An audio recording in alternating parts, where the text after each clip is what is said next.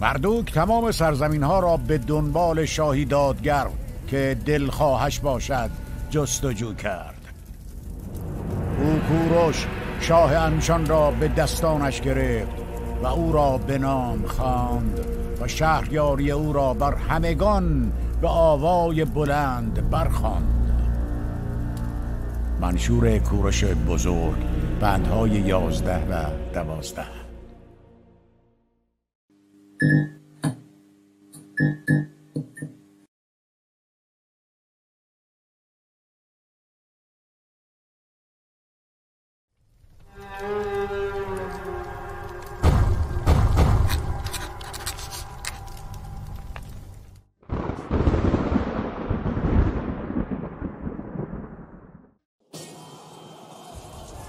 با فروپاشی عصر برنز در حدود قرن 13 پیش از میلاد، دولت‌های هیتی و مصر در مسیر زوال قرار گرفته بودند و قدرتشان روز به روز کاهش می‌یافت.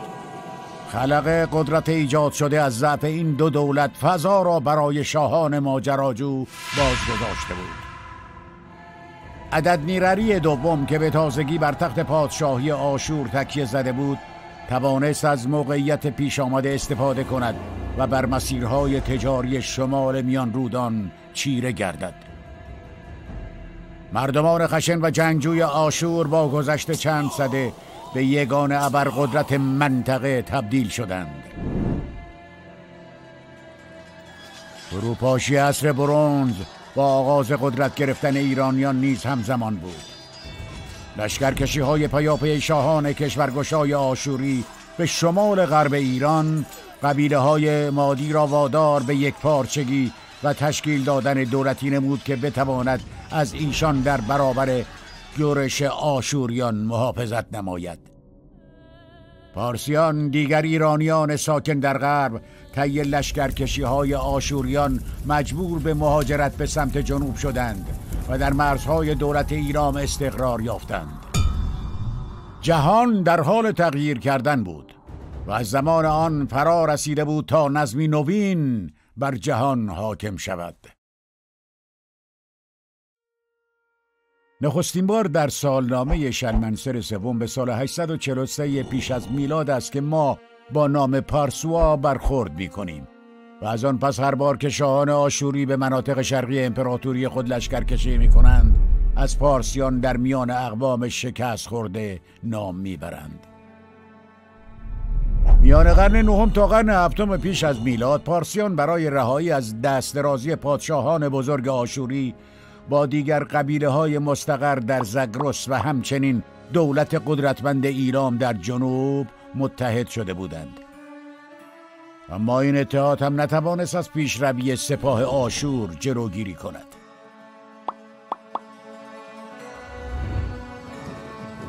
حملات پیاپی آشوریان نه تنها پارسیان که حتی ایلامیان را نیز به زانو درآورده بود. از آغاز قرن هفتم پیش از میلاد ایران در نتیجه جنگ مداوم با آشوریان ضعیف شده و دیگر بر منطقه انشان تسلط چندانی نداشت. چیش پیش که در این زمان رهبر پارس ها به شمار می رفت، از فرصت پیش آمده استفاده کرد تا یک بار برای همیشه از شر آشوریان رهایی یابد. پارسیان برای آن که فاصله مناسبی از آشوریان بگیرند، با رهبری چیش پیش بار دیگر دست به مهاجرت زده و این بار در منطقه انشان ساکن شدند. اما هنوز موقعیت پارسیان در این سرزمین بسیار شکننده و آسیب پذیر بود. در سال 652 پیش از میلاد حادثه مهمی رخ داد که سرنوشت قوم پارس را دگرگون کرد. شمششوم اوکین، برادر آشوربنیپال که از سوی وی به عنوان حاکم شهر بابل خدمت می‌کرد، بر برادر خود شورید. او که می‌دانست به تنهایی نمی‌تواند در برابر قدرت آشوربنیپال پایداری کند، با دشمنان همیشگی آشور یعنی ایرامیان و برخی از قبیله‌های مستقر در زگرس ایران متحد شد. او همچنین توانست پشتیبانی عرب‌های فلسطین و همینطور فرعون مصر را نیز به دست آورد. پارسیان نیز که از آشوریان کینه به دل داشتند، سپاهی برای نیروهای متحد ارسال کردند. جنگی سخت میان دو برادر آغاز شد. پادشاه ایلام سپاه گردآوری شده از جنوب ایران و زاگرس را به فرماندهی اونداشو به شمال بابل فرستاد. قرار بر این بود که شمششمآکین با سپاه خود به سوی جنوب رفته و در یک کارزار ضربتی فرمانداران آشوری که هنوز به برادرش وفادار بودند را سرکوب کند. سپس به نیروهای متحد که در شمال بابل مستقر شده بودند بپیوندند و به سراغ آشوربانیپال بروند. همزمان با لشکرکشی شمششمآکین به جنوب، نیروهای متحد نیز در شمال مستقر شده بودند تا در صورت نیاز مرزها را از هجوم سپاه آشور ایمن نگه دارند. سرعت کلید پیروزی متحدین بود. بنابراین نقشه جنگی، شمششمآکین با نیروهایش از بابل خارج شد و به سمت شهر اروک حرکت کرد. همزمان اونداشو نیز در شمال بابل موقعیت مستحکمی را برای دفاع برگزید. شمششمآکین که ارزش زمان را به خوبی می‌دانست، بیدرنگ خود را به پای دیوارهای شهر اروک رساند و آن را در محاصره گرفت. اما گشودن شهر دشوارتر از چیزی بود که پیش بینی می‌کرد. مدافعین آذوقه کافی تهیه کرده بودند و همین محاصره را طولانی می‌کرد. شمششمآکین که داشت زمان با ارزش را از دست می‌داد و در شمال هر لحظه نیروهای برادرش به نیروهای اونداشو نزدیکتر می‌شدند، از ادامه محاصره صرف نظر کرده و به سراغ شهر اور رفت.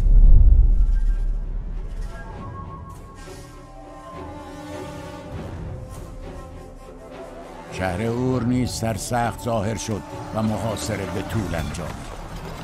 در نتیجه شمششمآکین بدون به دست آوردن پیروزی در جنوب مجبور شد برای یاری متحد خود محاصره را رها کرده و به سوی شمال حرکت کند. در آن سوی میدان جنگ آشوربانیپال توانست پیش از این که نیروهای متحدین به یکدیگر بپیوندند، اونداشو را در نبردی تنگاتنگ شکست دهد. از بد اقبالی شمششمآکین باقی ماندگان سپاه ایلام دست به شورش زده و میان رودان را ترک کردند. با کنار رفتن ایلامیان، آشوربانیپال به پیشروی خود ادامه داد و توانست در اواخر سال 651 پیش از میلاد شهر سیپار را به تصرف خود درآورد.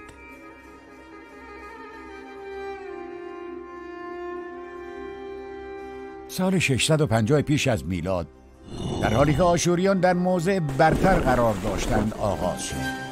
افسران آشوربانیپال تمام سرزمین‌های جنوبی را از شورشیان پاک کرده و موضع دفاعی مستحکمی در مقابل هر گونه حرکت از سوی ایلامیان گرفته بودند.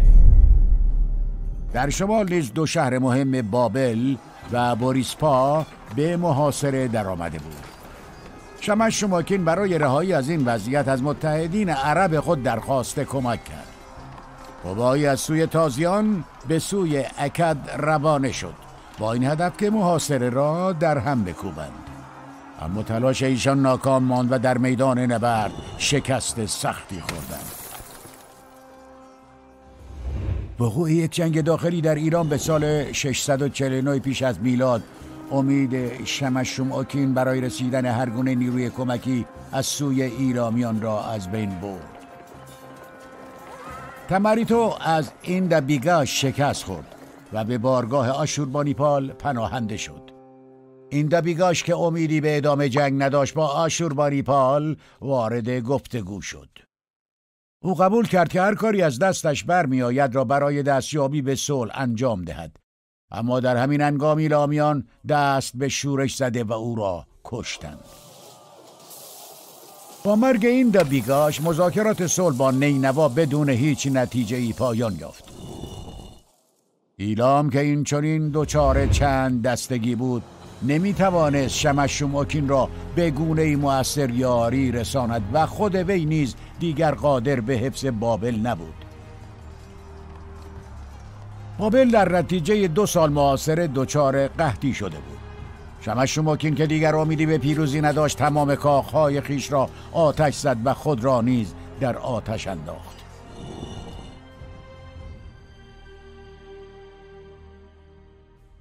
حال که شورش شمشماکین در بابل پایان یافت، زمان آن رسیده بود که آشوربانیپال از ایلامیان و متحدینش انتقامی سخت بگیرد. در بین سالهای 646 و 639 پیش از میلاد، آشوربانیپال سلسله اردوکشی‌هایی در ایلام و همسایگانش به انجام رساند. او موفق شد تا باقی مانده سپاه ایلام را به کلی نابود سازد و شهر شوش را به تصرف خود درآورد. آشوربانیپال در سنگ نوشته خود پایان کار شوش را این چنین ترسیم کرده است: تمام خاک شهر شوش و شهر مدکتو و شهرهای دیگر را به توبره کشیدم و در مدت 1 ماه و 1 روز کشور ایلام را با همه پهنای آن جاروب کردم. من این کشور را از چارپایان و گوسپندان و نیز از نغمه‌های موسیقی بی بهره ساختم و به درندگان، ماران، جانوران و آهوان رخصت دادم که آن را فرو گیرند.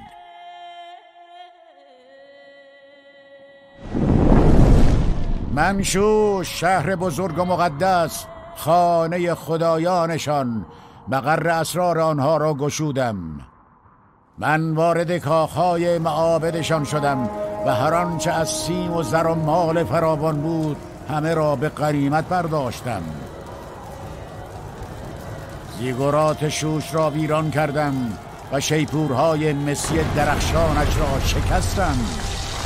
من همه پرستشگاه‌های ایلام را با خاک یکسان کردم و خدایانشان را به باد دادم.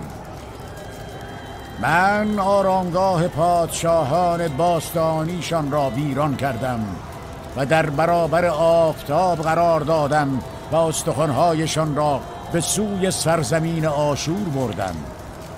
شهر شوش را به ویرانه‌ای تبدیل کردم و بر زمینش نمک پاشیدم. دیگر کسی صدای سم اسبان و شادی کودکان را در ایلام نخواهد شنید.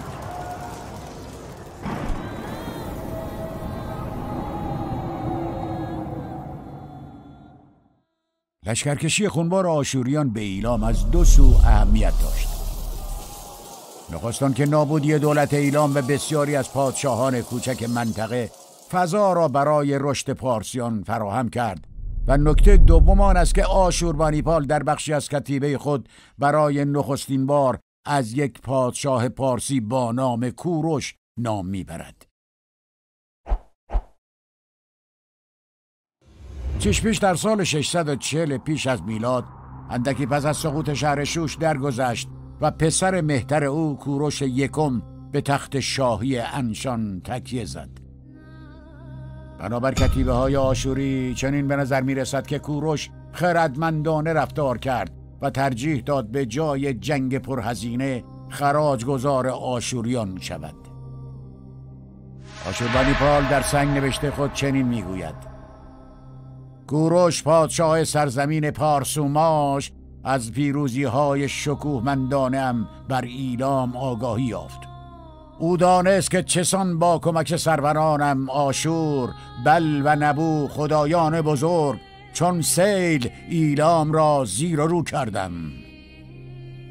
او پسر مهتر خود اورکو را با باج به نینوا پایتخت من فرستاد و فرمان برداری نمود.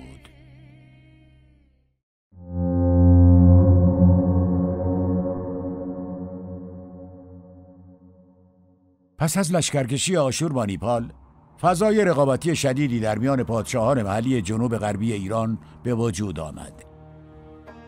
نامه‌نگاری‌های میان آشوربانیپال و والی‌هایش نشان از جنگ و کشمکش میان این پادشاهان دارد.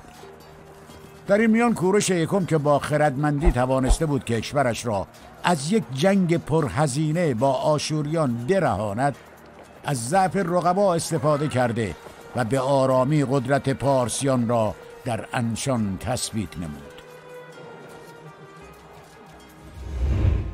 دیگر ایرانیانی که در غرب ساکن شده بودند به نظر می رسد که وضعیت بهتری داشتند. در شمال مادها به فرماندهی خشتریتی توانسته بودند آشوریان را تا مرز نابودی پیش ببرند. اما با دخالت سکاها اوضاع دگرگون شد. حالا آنها زیر سلطه سکاها قرار داشتند. سکاها در دوران فرمانروایی خود بر ماد این منطقه را به کل ویران کردند. آنها از اقوام تحت کنترل خود باج سنگینی می گرفتند و سپاهش را از هر سرزمینی که عبور می کرد آن را چپاول می نمودند. بزرگان ماد برای پایان فرمانروایی سکاها با هوخشتره همداستان شدند. آنها تمام سران و مقامات بلندپایه سکاها را به یک جشنی دعوت نمودند. هنگامی که ایشان از باده‌گساری فراوان مست گشتند، به آنها یورش برده سر از تنشان جدا کردند. پس از این اتفاق بود که مادها دوباره استقلال خود را باز یافتند. در سال 625 پیش از میلاد، هوخشتره پس از بیرون راندن سکاها اصلاحاتی اساسی در ساختار نظامی مادها به وجود آورد. این اصلاحات قدرت سپاه ماد را بیش از پیش افزون کرد.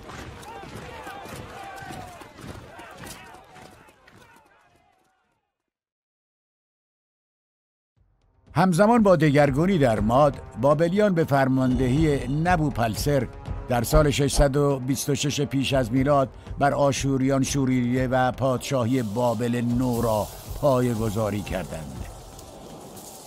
در سال 616 پیش از میلاد نبوپلسر توانست نیروهای آشور را در نبرد کبلین شکست دهد.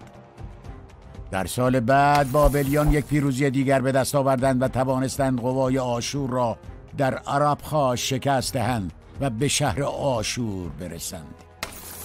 آنها شهر را به محاصره درآوردند، اما موفق به گشایشش نشدند. در سال 615 پیش از میلاد هوخشتره به عربخا یورش برد و توانست پیروزی ارزشمندی به دست آورد. سپس به شهر آشور حمله کرد و موفق شد پایتخت باستانی آشوریان را تصرف کند. او به رسم زمانه خود تمامی شهر را به آتش کشید و با این اتفاق از آشور آن شهر شکوهمند جز ویرانه‌ای باقی نماند. پس از این مادها به نینوا یورش بردند، اما در گشودن این شهر ناکام ماندند. در این زمان بود که هوخشتره و نبوپلسر در ویرانه‌های شهر آشور با یکدیگر پیمان برادری بستند. هوخشتره با دختر نبوپلسر ازدواج کرد و به این ترتیب پایه‌های این اتحاد استوار شد. در سال 612 پیش از میلاد نیروهای متحد ماد و بابل به دیوارهای شهر نینوا رسیدند.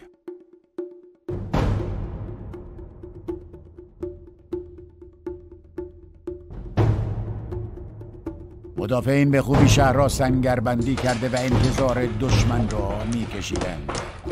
مادها و بابلیان در قسمت شرقی شهر اردو زده بودند.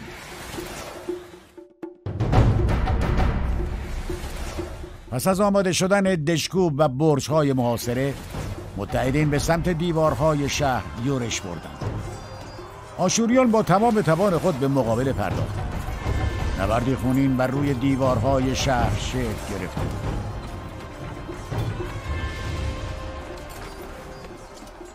با وجود پافشاری مادها و بابلیان، مدافعین پاپس نکشیدند و دشمن را مجبور به عقب نشینی کردند. محاصره 3 ماه به طول انجامید. طی این 3 ماه متحدین 3 بار به سمت دیوارهای شهر یورش بردند، اما توفیقی به دست نیاوردند. در نهایت آنها با ایجاد کردن سیل مصنوعی توانستند بخشی از دیوار ضلع شرقی شهر را خراب کنند و بدین گونه به درون شهر نفوذ کردند.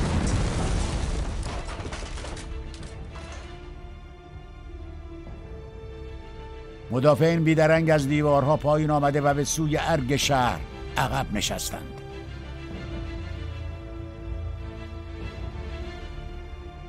مادها و بابلیان از روزنه ایجاد شده وارد شهر شدند. آنها به پیش می رفتند و هر آنچه بر سر راهشان بود را به آتش می کشیدند. سینچر ایشکون پادشاه آشور که سوختن شهرش را می دید، از سر ناامیدی خود را در میان شعله های آتش انداخت. برادر وی اشورپالیت باقی مانده نیروها را منظم کرد و از نینوا گریخت، شهری که زمانی نام آن ترس در دل همگان میانداخت، این چنین در آتش خشم متحدین میسوخت.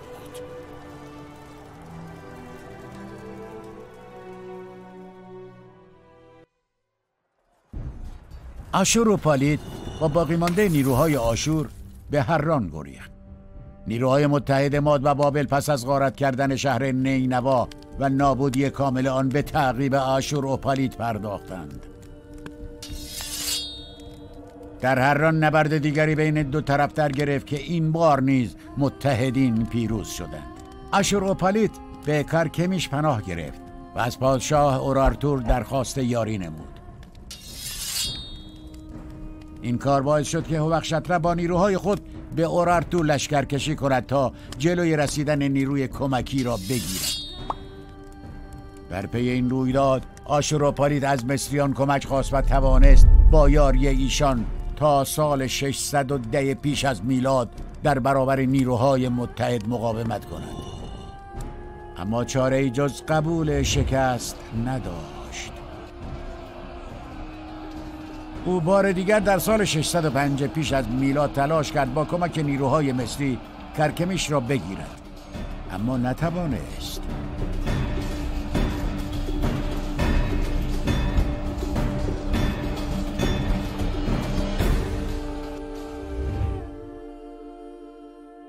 با شکست اشورپالیت در 605 پیش از میلاد، امپراتوری قدرتمند آشور به طور رسمی پایان یافت. با اینکه امپراتوری آشور نابود شده بود، اما نظمی که آنها به وجود آورده بودند از میان نرفته بود. پادشاهان ماد و بابل از ترس قدرت گرفتن دوباره آشوریان همان مرام و شیوه شاهان آشوری را به کار بستند. آنها چنان آشور و نینوا را ویران کردند که به جز یادی در خاطره ها چیزی از آنها باقی نماند.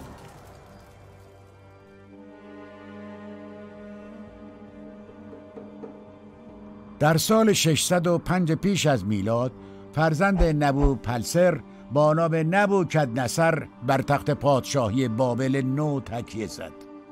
او برای تحکیم اتحاد خود با مادها دختر هوخشتره با نام امیتیس را به همسری خود برگزید.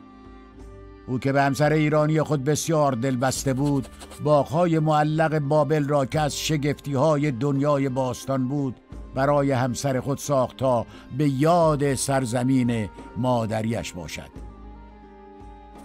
نبوکدنصر در تمامی دوران فرمانروایی خود مشغول لشکرکشی به سوریه و فلسطین.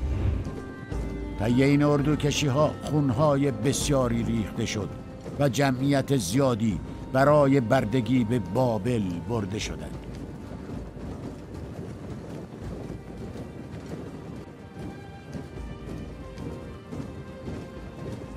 نبوکدنصر نشان داد که در خشونت و بیرحمی چیزی از پادشاهان آشوری کم ندارد.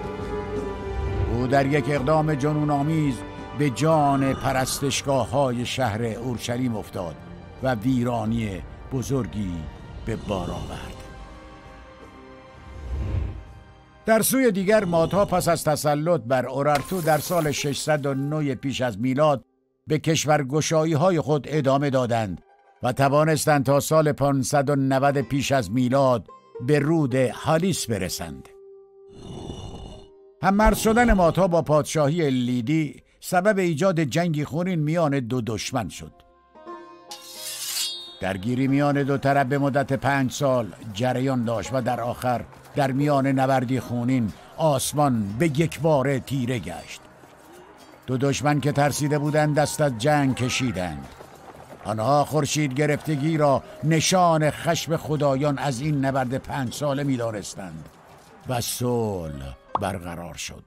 آلیا دختر خود را به همسری استیاگ فرزند هوخشتره درآورد.